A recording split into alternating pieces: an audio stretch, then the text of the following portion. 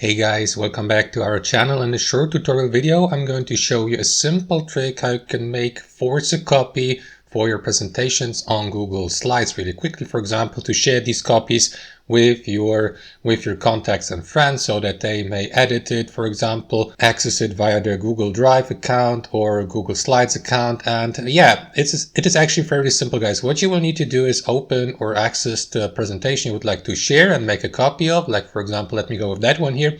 And what you want to do, guys, is simply take a look at that URL address bar at the top of your presentation that's currently open, and simply make sure that you highlight this part of your URL up until that slash here, but without that slash, but including the edit, just like that. And simply make sure that the highlighted part of URL gets or is deleted. So press backspace, for example, on your keyboard and replace it with copy, just like that. Press enter, and there you go. You will be automatically redirected to that copy document page here. So what you want to do, guys, is simply copy the entire URL here at the top and share it with your contacts and friends so that they may be redirected to that copy document command here, and simply click on that make a copy button to download the copy of your presentation through their Google Drive account. And that's basically it, guys. That's how it works. Hope you enjoyed this video. Thanks for watching and have a wonderful day.